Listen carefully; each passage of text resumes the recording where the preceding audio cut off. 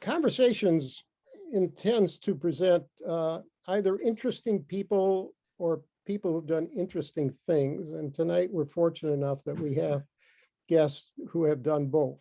And I especially want to thank Sue for giving me permission to ask some personal questions, very personal questions about her upbringing, because I think once you hear those, you will be particularly inspired and informed by Sue's journey and the transformation that she was able uh, to make for herself in her life. So, Sue, you've defined your relationship with your parents as performance-based. Mhm.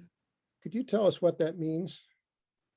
Sure. I grew up in a family where I'm sure that my parents loved me, but it didn't necessarily feel like that as a child. I felt that my responsibilities as a child was to get all A's, to make money for college, to follow orders, to never argue, to never say no, just do everything that I was told to do and to do it perfectly. And if I did everything I was told to do perfectly, then maybe I would be a good kid. But any variance off of that, then I was a bad child. And so I learned early on to not have a voice, not have emotions, not argue, just follow orders. And that was certainly the way that I led the early part of my life. Did you ever rebel? Certainly not when I lived with my parents. I ended up, when I was 16, my father was in the military and they moved to Germany. And so I ended up graduating from high school at age 16. And then I was pretty much on my own since then. And that was really when I had an ability to at least start thinking independently. And then probably it wasn't until girls group that I started feeling independently, but at least I started having my own thoughts once I was out of the house at age 16. Sue, you said you did not cry until you were 49 or so. Did I get that right? Yeah, so the way I brought up, you were never allowed to get sick. You were never allowed to cry. You were never allowed to have emotions. And so that was just the way that I was. I went through I had cancer 3 times. I didn't cry through any of that. And I know that I've told Chuck, this one story. So I didn't cry through cancer. I didn't cry when my mother died. And I was at a mother-daughter workshop at Girls Group. And the way that these mother-daughter workshops worked were like the girls and their moms would come and they would like sit next to each other, but not necessarily be, connected about things when they first walked in. And so at this workshop, it was like about puberty, and they were talking about breasts and how breasts grow and they can be different sizes and things like that. And I said to myself, well, I don't have those anymore. And then they started talking about periods, and I said to myself, well, I don't have those anymore. And then what tends to happen in these type of workshops is that the girls and the mothers get closer and they start leaning into each other and holding hands and stuff. And I said to myself, well, my mom's dead, I'm not going to have a moment like this with my mother. And then I said to myself, no, my mom's dead. I never had a moment like this with my mother in my entire life. And for the first time in 50 years, I just started sobbing. And I went into the corner of the room and I was just sitting on the floor and crying. And then one of the moms came over and she sat right next to me and she held me.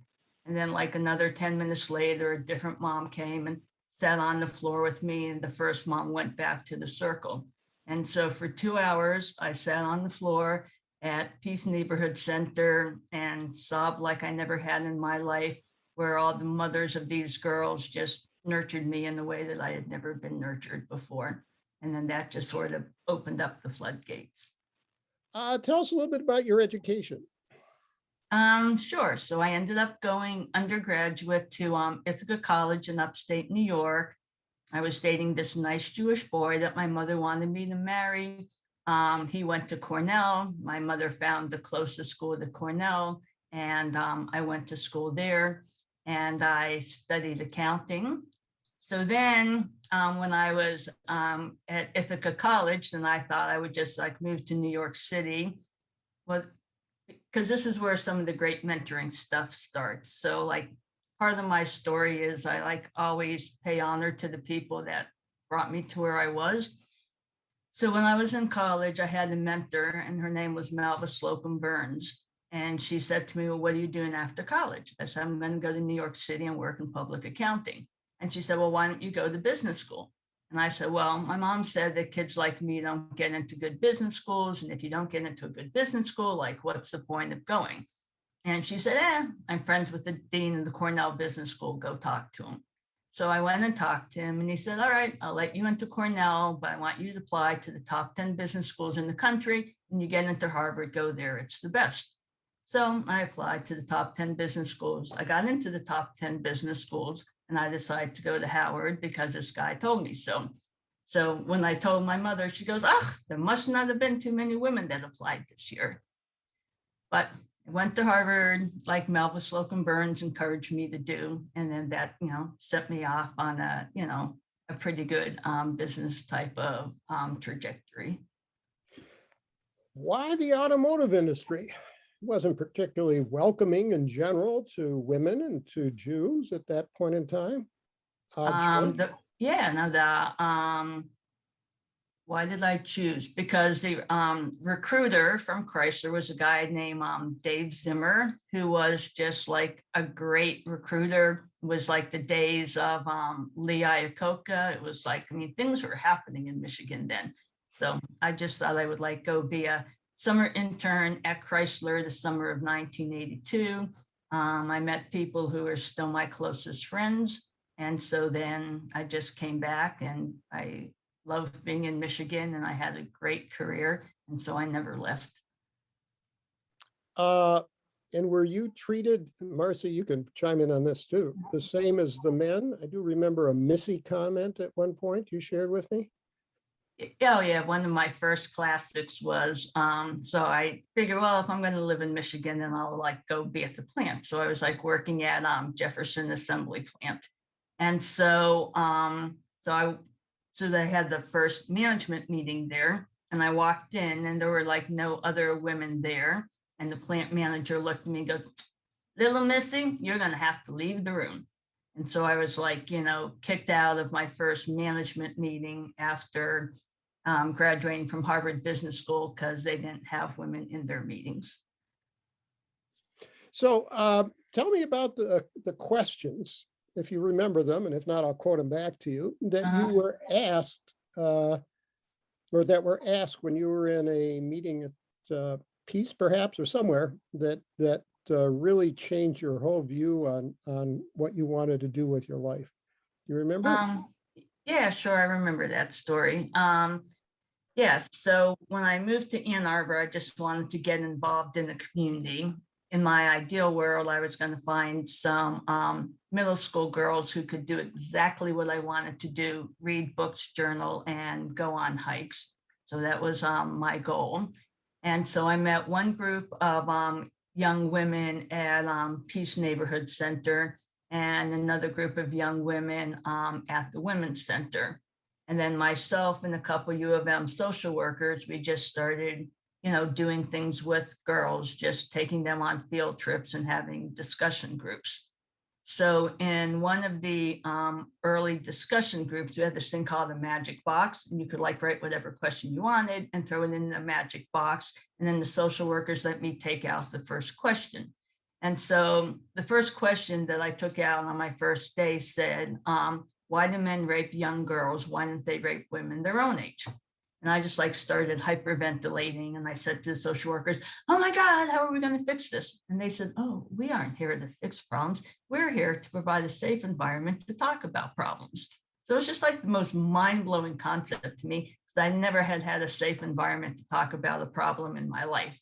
I mean, the way I grew up, you didn't talk about stuff, and it wasn't particularly safe, and then I had spent, 20 years in automotive, where even if it was fun, like you didn't talk about stuff there. And so it was just like a completely mind-blowing concept that we were going to spend 2 hours talking about something this difficult, because that had never, happened to me in my entire life.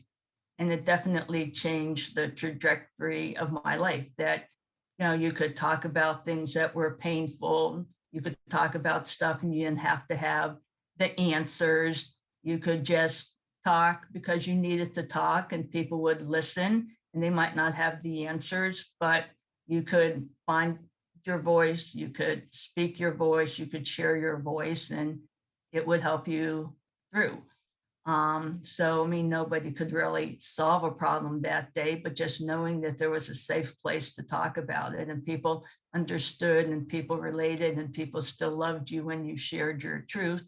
I mean, that was when my life just started changing. How long between that special moment and when you quit your well-compensated job and decided to not only work for nothing, Uh, but you were going to spend money to have the privilege of working for nothing? How long did that take? well, I wasn't really expecting Girls Group to turn into the big, nonprofit that it is now. I mean, once again, I just wanted to hang out with some, cool girls like Tonis and have fun with them. Because I didn't really have, I never had my own kids, and I never wanted my own kids, and I wasn't close to nieces and nephews. So I just wanted some young, cool girls to hang out with. So at first, we were just doing field trips and food and stuff like that. So I was just funding Girls Group. And then there were more and more girls involved. So, and we needed helpers. So, and then I was spending even more money funding Girls Group. And then after 3 years, my husband wanted to know why I bothered to get married if I was either spending all my time working at an automotive plant in Lapeer or working with Girls Group. So we figured that if we incorporated Girls Group as a 501c3, then it could fund itself, because I couldn't quit my job because I had to make money to fund Girls Group.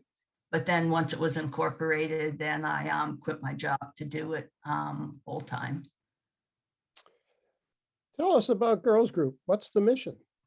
All right. The mission is to help young women to stay in school, graduate from high school, become successful first-generation college students, and lead lives of economic and emotional self-sufficiency. And so at this point, we serve over 600 young women in Ann Arbor and Ypsilanti. We run 20 programs every single week within the public schools. We run summer program. We have a large one-on-one college and career prep program. And then once the girls graduate from high school, then we have a program called Women of Purpose to help them on their college and career journeys. What makes Girls Group special, in your opinion? First off, we have long-term relationships. So Tonis and I have known each other for 18 years. For someone that never had kids, that's such a blessing. I mean, I met Tonis in 6th grade, and I had opportunities with her that I never would have had. I mean, I got to go and watch Tonis play basketball. I got to take Tonis on the plane. I got to go to camp with Tonis. I got to move Tonis into her dorm. And, Tonis is here because she's one of my favorites. Don't tell anybody. But, there are, This is being recorded, but there are, other girls as well that I love, and that, gave me the opportunity to just do these important things and, grow up with them as they grew up with me. Because I was pretty edgy when I first met them, and they've all seen me grow as well. If you'll introduce or interview Tonis for us, let's hear what she thinks of Girls Group, and maybe hear a little bit about her life journey.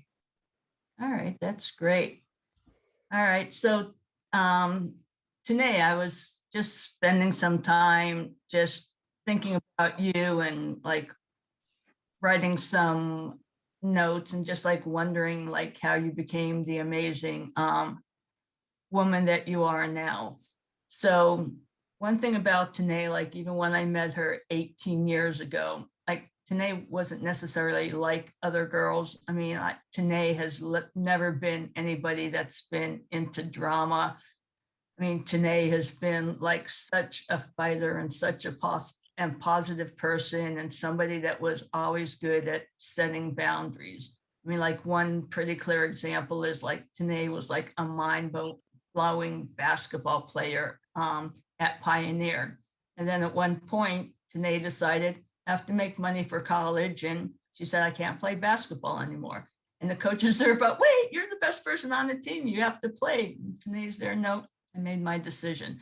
And so I'm kind of curious, Tanae, like, what was it that always drove you since you were a kid? How did you know how to set great boundaries, and how have you, developed those skills as you aged?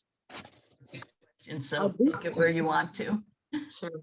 So I do feel like it did have a lot to do with girls group itself. And I say that because they praise you over everything. It can be the smallest thing, and I'll get a certificate for it. Like I got a certificate for being one of the first people to apply to college. So that motivated me to keep going. So it's like someone out there believes in me.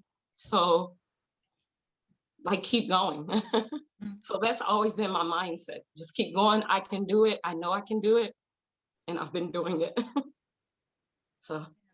Yeah, so let me just interject. So like part of why those certificates were important, like, I mean, in the beginning, because of the girls didn't know people that had gone to college, like people didn't believe that they could go, right? So for Tanae to apply to college, go to college, get an undergraduate degree, get a master's degree, it meant like all of these other girls that knew Tanae, it's like, whoa, like Tanae grew up like us and Tanae can do it too. But the thing about Tanae is like she felt it, like she knew that everything that she did and everything she did well would be inspiring, hundreds and thousands of other people. And so she always took that, responsibility. And like one of the things that I admire the most about you now is like the type of mother you are, which is you bring your kids up very, very differently than the way that I was brought up. And the amount that you sacrifice for them and the amount that you advocate for them and the amount of pride that you take in them is just really awe-inspiring. And can you just talk a bit about like, being a mother and how you have the strength to do what you do every day? Sure. Just 1 second.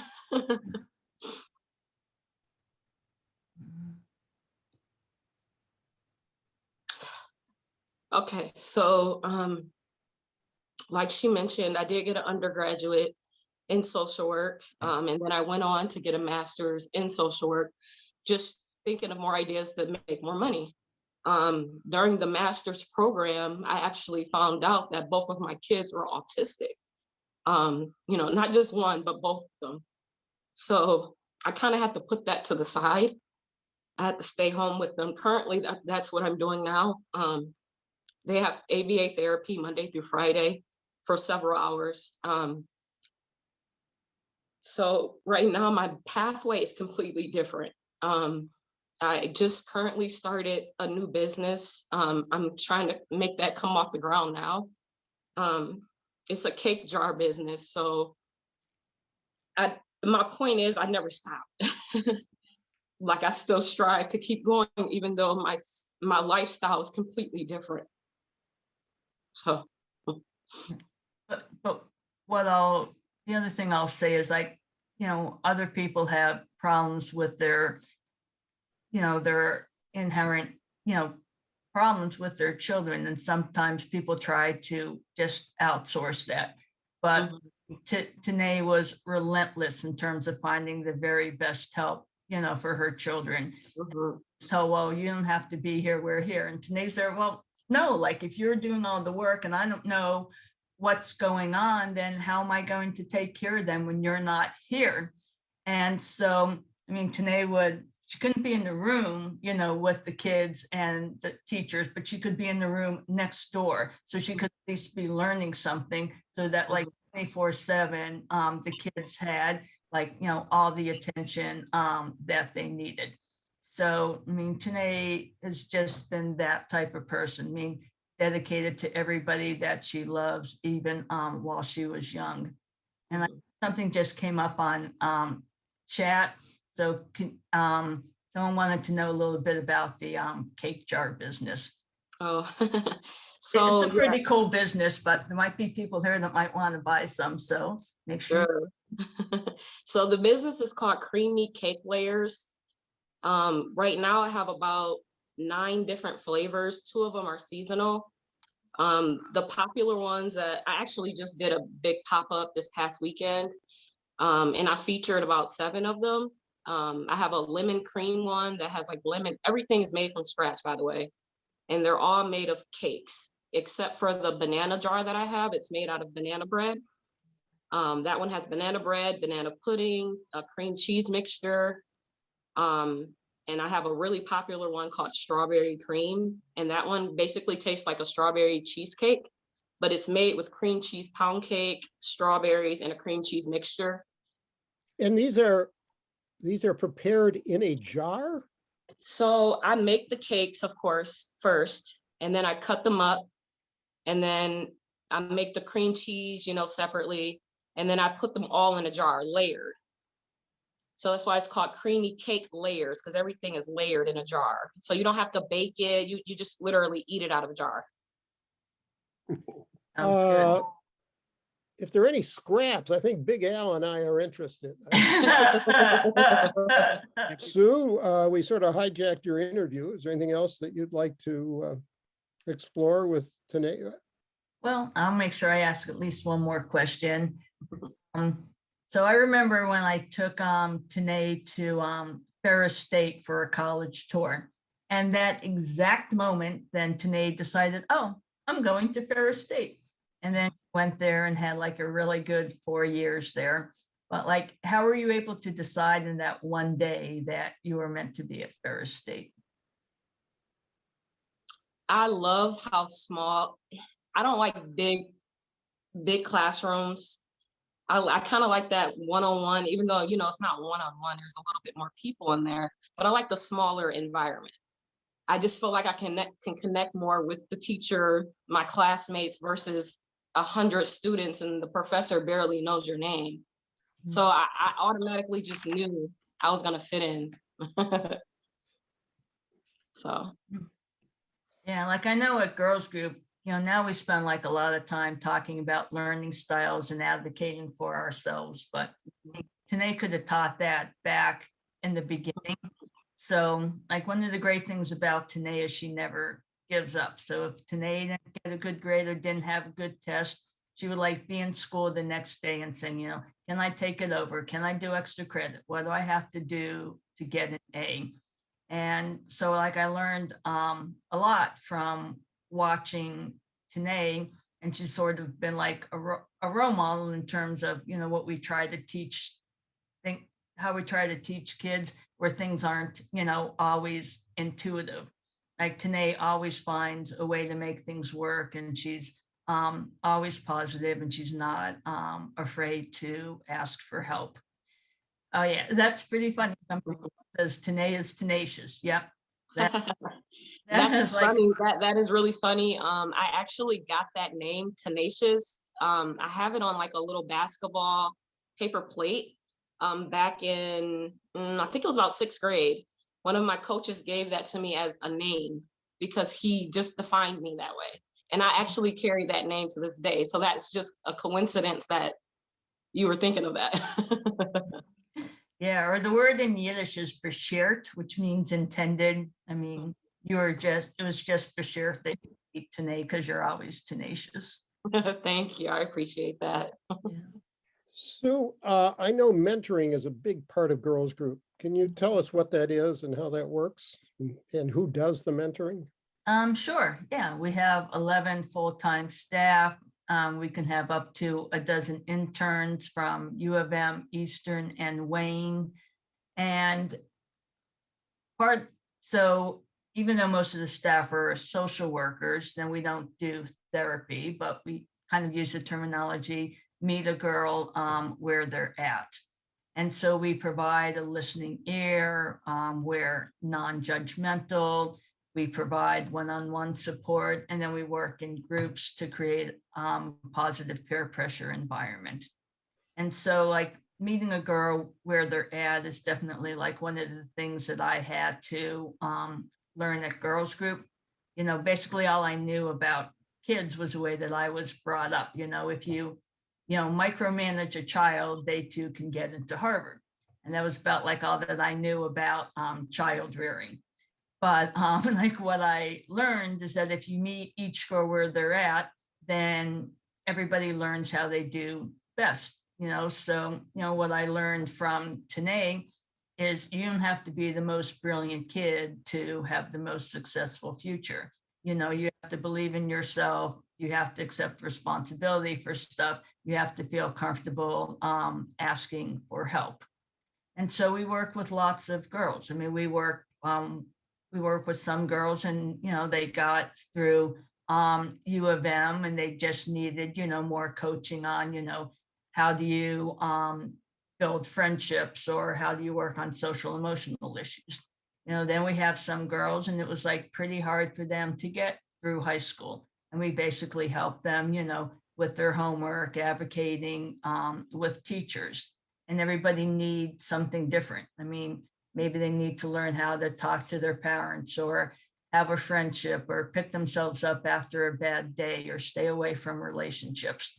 And so we ask a lot of open-ended questions. We proceed with love. We believe that, you know, every one of us has a potential to be our best selves, and it's just a different journey, and we help people find the right journey for them. One of the things I admire about you, Sue, is that you grew up, I'll just say it, with white privilege. And most of your girls didn't have this privilege. And you grew up in a different culture. And yet you've been able to be open enough and authentic enough that you have learned that you didn't have the answers. And that your girls and their community have accepted you. And that's an amazing achievement. It's almost unprecedented. I'm not aware of similar situations. So like this, and so much to your credit. What can you tell us about the original members of Girls Group? The original participants like Tonis. You're okay. Yeah. Yeah, so there were a dozen of us in the beginning. I mean, everybody was and still is really different. I think what was pretty cool was that, you know, in middle school and high school, I mean, people were connected because they lived in the same neighborhoods. But then I think like after college, when we would get together, then even girls that like didn't get along just started realizing that the journey that they had been on, you know, like connected them so deeply, and that they were just a big part of the legacy of Girls Group. So I know that when, you know, Tonis and other girls, whatever we're doing, you know, TV, radio, workshops, videos, like they know that sharing their story is a way to inspire all of the other girls, and that the fact that they have their unique stories helps the other girls to realize that, you know, whoever you are and however you're approaching things, you can still, you know, be anybody that you dream of being. That's lovely. I can't help but observe, though, that you did have a background that's been helpful to you in Girls Group, and that is your business background. Right. And to what extent have you instilled fiscal responsibility in how you spend your money at Girls Group, and make it how you pinch every dollar? If you Well, I mean, not only do I have a finance background, but I'm an accountant. I have a BS in accounting and a CPA, and I like love spreadsheets. And you know, I know Joni Binko's on the call, and I remember talking to Joni once, and she said, "Why are you still doing all the accounting?" I go, "Because it calms me." Like there's so much of girls group feels like chaos, because there's people and there's emotions. And then I still love the fact that I could have all of my spreadsheets, track all of my expenses, track all of my revenue. So yeah, we're certainly proud that we're a well-financed company. You know, I think that the fact that we, made it through COVID, we did not shut down operations. We kept all of our staff, was a testament to just, how carefully we watch money. I mean, our board president, Doug Finch, is on the call. And I mean, during that time, Doug and our board treasurer and I mean, we were on the phone just constantly, just trying to figure out, where we're going to get money, how we're going to get PPP funding, what can we cut, how can we protect staff? And I mean, that's the thing that comes easiest to me. So I think it's played out a lot in terms of, how well respected our organization is and the fact that we've been able to sustain it and grow it for 18 years. So all of you on this session, when you donate to Girls Group, you can be assured that you're getting the maximum return on your investment. That's true.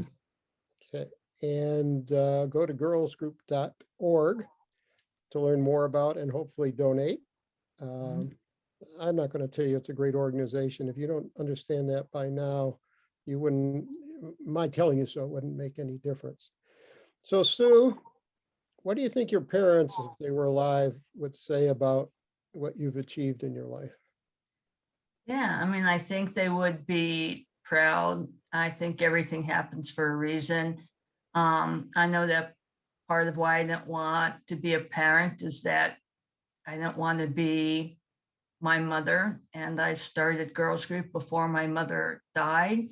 And I think there was just like some important, karma in that, because I had figured out that I can provide a loving version, of a mother, even if I'm not going to take on the responsibility for having my own children. So yeah, I think they would be proud of me. We're proud of you, Sue.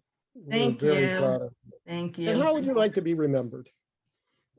Let's see, as a mensch, somebody that does the right thing, somebody who loves deeply and influences people like Tonis. So even when I'm not here, they'll just go on changing the world.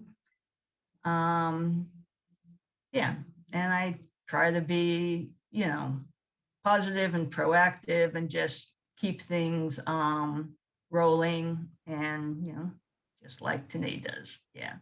Wonderful. And I hope you learned a few things tonight. Most significantly is that our guests were amazing and are amazing, and that we're very lucky to have them, and we're lucky to have them in our community. And the other thing I hope you learned is that when I tell you that tune into conversations, because it's going to be worthwhile, it's going to be worthwhile. And I hope tonight helps to prove that. So with that, I would like to once again thank our guests. Thank you, Noemi, Al. Thank all of you for tuning in on this lovely spring afternoon, and hopefully we'll see you in 2 weeks. Thank you. Thank you, Chuck. Awesome. Thank you. Thank you.